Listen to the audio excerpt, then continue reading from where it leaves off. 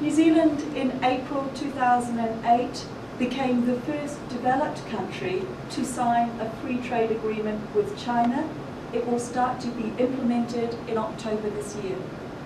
2008年4月に、ニュージーランドはですね、中国と自由貿易協定に調印する、初の先進国となりました。こちらが発行されますのが10月の1日となります。New Zealand is a very small country, only a little more than 4 million people. China? How many people does China have? ニュージーランドというのは非常に小さな国です。人口も400万をちょっと上回るくらいなんですが、中国の人口ってどれくらいだったでしょう。1.3, 1.4 billion? 13億ですか、14億ですか。1.3? I think about 1.3. だから13億だったと思います。13億ぐらいですね。Difficult to count so many people. たくさん過ぎて数えるのも難しいということですが。So this agreement can bring significant potential gains for New Zealand because a large potential market. ですからそのニュージーランドにとって、中国とこの自由貿易協定を結ぶというのは非常に大きな経済的な利益があります。というのは中国というのは大きな市場ですので。New Zealand was very excited about this. However, we should not look at the impacts of this agreement in isolation because China is rapidly changing and it is negotiating with many other countries. ニュージーランドではですね、この協定によって非常に盛り上がっているわけですけれども、しかしこの協定だけ単体だけで、この影響度というのを測ることはできません。というのは中国というのは急速に変化している、経済国ですし、また他の貿易相手国とこういった取り決めを交渉しているからです。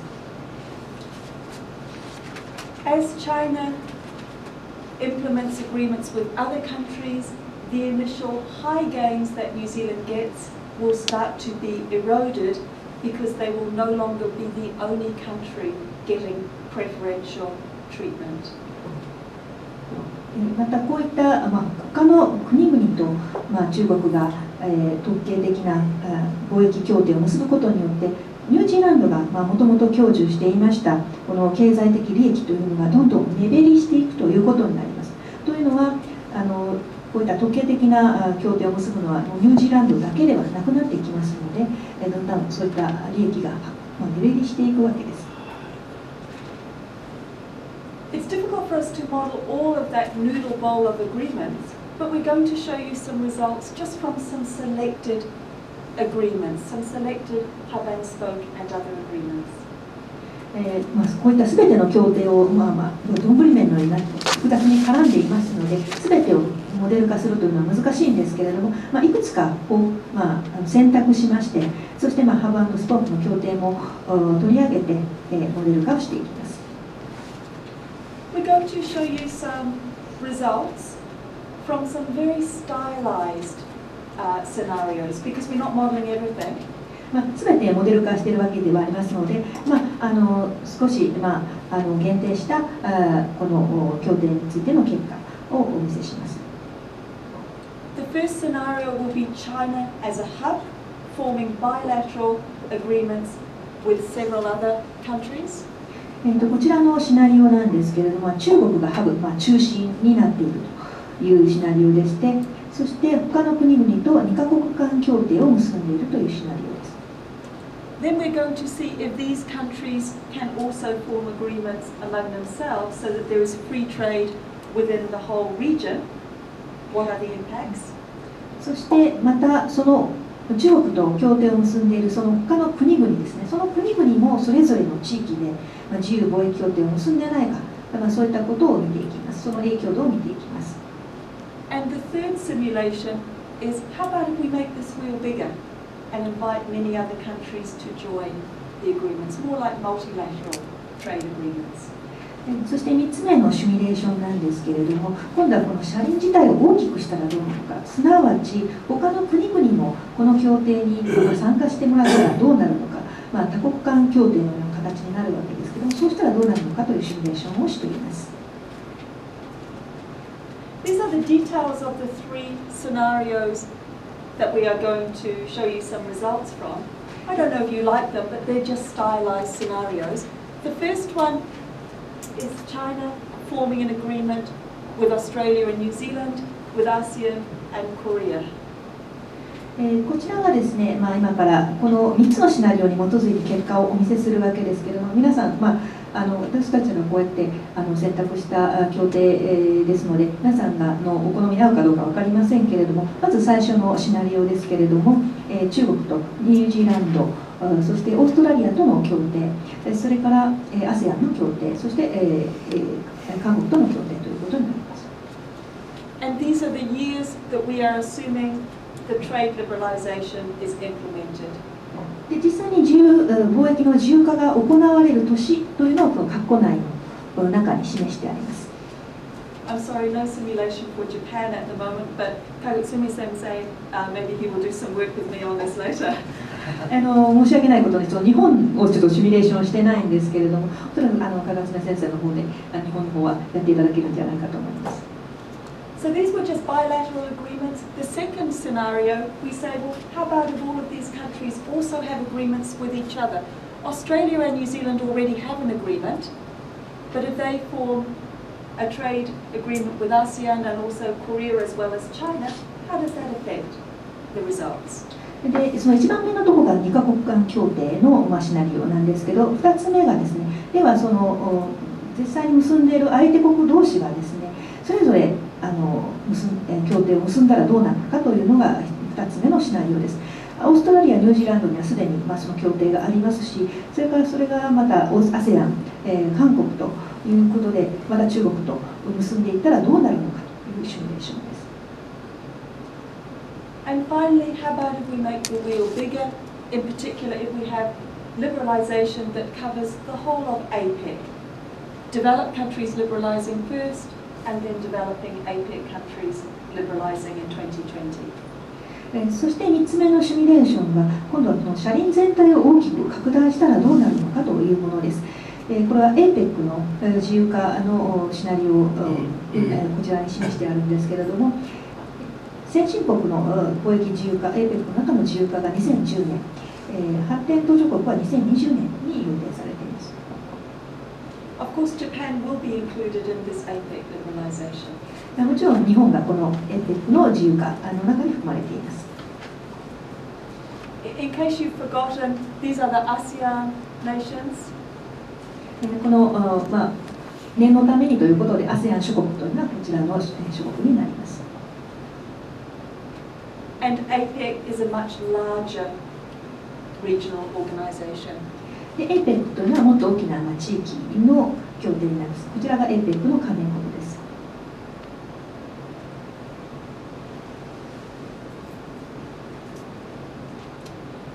So let's look just very briefly to give you some indication of some of the results that we find from this type of work. そういった作業の中から、ごく簡単に、私たちが行ったシミュレーション結果というのをご紹介していきます。We'll show you briefly the overall effect on economic welfare of these three agreements, then on real GDP, real output. Then, if we have time, a little look at exports. まず3つの協定における全体的な影響、まず経済的な福祉に対する影響と、それから実質 GDP の変化、そして輸出の変化ということを見ていきます。You might find it quite interesting how mixed the incentives are for different countries to expand the agreements or to go into other agreements. There's a very interesting political economy story that comes through.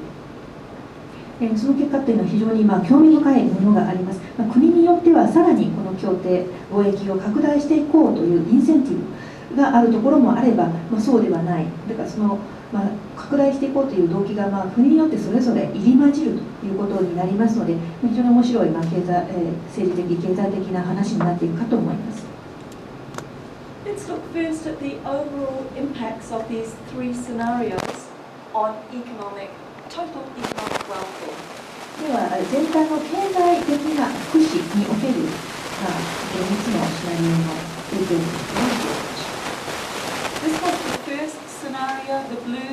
the bilateral agreements between China, Australia, New Zealand, ASEAN and Korea, with China as the hub. 一つ目のシナリオの例がこのバイラテラル、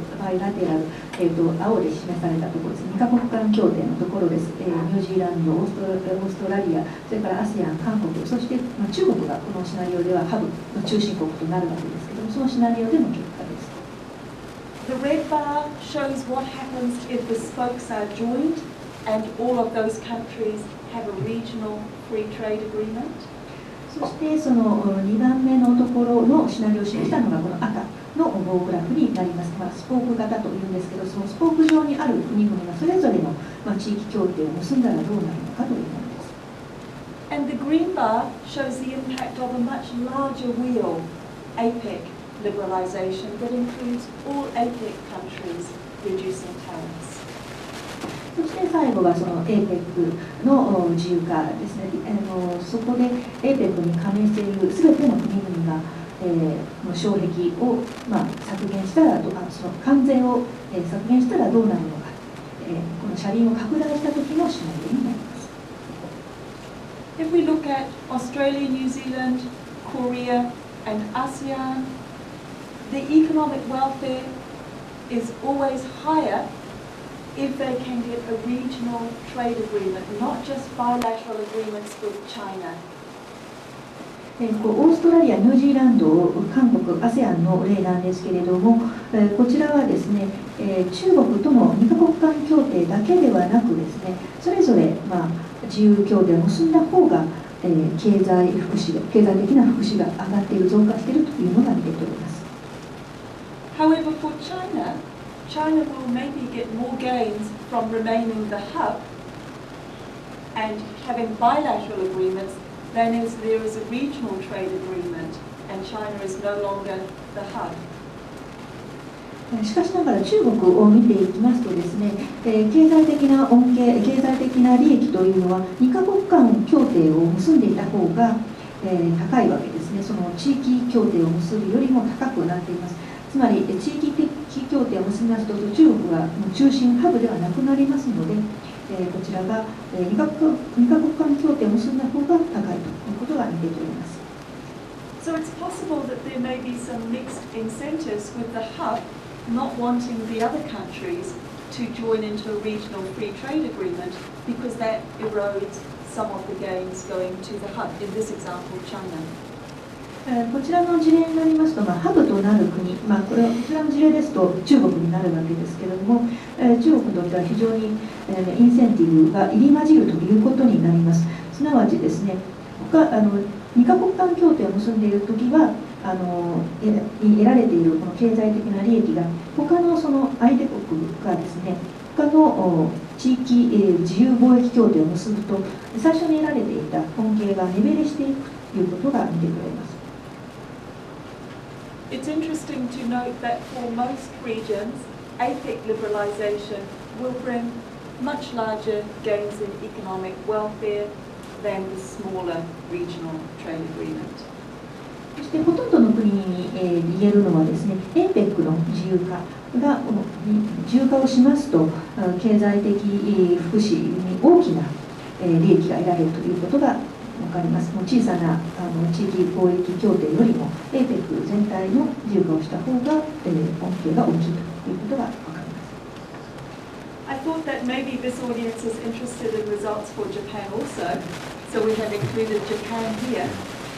一応皆さん日本がどうなのかということご興味あるかと思いますので、日本の方もこちらの表に含んでおります。In the first two scenarios, Japan was not included in the free trade agreements, and by not being included, this has a harmful effect on economic welfare in Japan. This is very typical for the country that is left out of agreements. この最初の2つのシナリオの中に日本は含まれていませんので、その日本がその自由貿易協定の中に含まれていない、排他されている、除外されているということで、最初の2つのシナリオでは、ちょっと影響が出てきている、マイナスな影響が出てきているという、除外された国によく見られる典型的な例です。Maybe this helps to explain the domino effect where countries don't want to be left out. 最初に説明したドミノ効果というところなんですけれども、だから、他の国は除外されたくない、取り残されたくないということで、どんどん協定を結んでいくということにつながっていきます。But you will be pleased that Japan can get significant gains from this type of APEC liberalization, which of course also includes Japan. 日本はもちろんAPEC の加盟国ですので、APEC の自由化に伴って日本は非常に大きな利益を得ることが分かります。I'm just going to give you a very brief indication of how the results change over time for some of these economies. 時間軸の変化に応じて、その国々の影響度というのを見ていきましょう。This is the projected change in China's real GDP compared with what the baseline would have been without the trade agreements. こちらは中国の例でですね、基礎シナリオ、つまり貿易協定がなかった場合と比べて、どれだけ実質 GDP に変化があるのかというのを予測したものです。Because this is using a dynamic model that captures capital flows and so on, we get some time paths of the economy as they adjust to the new trading environment. 新しいその貿易的な環境になってもですね、ダイナミックなモデルを使っておりますので、その資金の流れとかも含めていますので、時間軸で追うことができています。This shows from 2009 when the first part of our scenario start to be implemented through to 2020 when the final parts of our scenarios are implemented. そしてそのシナリオが発行されるという実際にその取り決めが発行されるのが2009年、そして実際にそのたどっていくのが2020年まで予測をしています。The blue line shows the impact on China's real output if it stays the hub and forms bilateral trade agreements with Korea, ASEAN, and Australia and New Zealand. 青い線がですね、中国がハブであった場合ですね、中心国であった場合、2カ国間協定、韓国とか ASEAN であるとか、オーストラリア、ニュージーランドとの2カ国間協定の中で、ハブ国であった場合の、状況ですね。Up until the spokes start to be joined in 2013, the results are the same for the FTA, the Regional Free Trade Agreement. その2013年にその、スポーク上にある他の国々がですね、その地域の自由貿易協定を結ばれ、そこまでは大体状況は一緒なんですけれども。But once ASEAN, Korea, and Australia and New Zealand start to eliminate tariffs between themselves as well, the gains to China fall a little bit from what they were previously when China was the hub and the other countries didn't have agreements amongst themselves. で、その ASEAN、韓国、オーストラリア、ニュージーランドそれぞれの国々がですね、それお互いに関税を撤廃するそういった取り決めを結び出しますと、結んでその取り決めが発行されますと、今度は中国が受けていたその2カ国間協定でハブとしての受けていたその利益がどんどん目減りをしていきます。The highest gains come from APEC liberalization, particularly in 2020 when the developing APEC countries also liberalize their countries. That's this sudden jump here. そして、APEC の自由化になったときには、その中国の受ける利益が最大になります。これは2020年に、発展途上国がAPEC 加盟国の中の発展途上国が自由化されるということで急激な変化がこちらの表に現れています。Let's look at the impacts for Australia and New Zealand on real GDP of these same three scenarios. What do you think is going to happen? では同じシナリオでですね、ニュージーランド、それからオーストラリアの実質 GDP の変化を見ていきたいと思います。どうなっていると思いますか？ The blue lines is when China was the hub. Do you remember? 覚えていらっしゃいますか？青い方が中国がハブだった時の取り決めですね。Australia and New Zealand get some early gains because we assumed they were the first countries to go into this agreement with China. 中国と協定を結ぶのが最初の国々国々だったということで、オーストラリア、ニュージーランド、最初はこのように利益を受けているわけです。But once other countries, ASEAN and then Korea join an agreement with China, the gains going to Australia and New Zealand start to be eroded and reduced. しかし他の国々、ASEAN であるとか韓国がこういった中国との取り決めに参画することによって最初にあった恩恵がどんどん減ってくる、目減りをしてきています。In fact, GDP ends up slightly lower than in the baseline if China just has bilateral agreements with these other countries. 中国が他の2カ国間と貿易を結ぶ、そうすると GDP が実際に下がってきているわけですね。However, if we can join those spokes and Australia and New Zealand also have a free trade agreement with Korea and ASEAN, the red line shows that they are likely to get more significant increases in GDP. しかし、ニュージーランド、オーストラリアがですね、そのスポーク上にある他の国々、韓国とか、そういった国々と、自由貿易協定を結びますとですね、今度はこれが利益を得るようになっていくということで、赤い線で示されています。But by far the largest gains for Australia and New Zealand will be much more multilateral reform covering many countries, for example, APEC. しかし、さらなる経済的利益があるのがその APEC を拡大した場合ですね、たくさんの多国間協定になりますので、たくさんの国々を網羅するということで、多くの経済的な利益が期待できます。Briefly, sure. I'm so sorry. If you can go back 2 slides to the slide that show the economic welfare impacts. Yes. In the case of the third scenario, Yes. APEC, Yes. Australia and New Zealand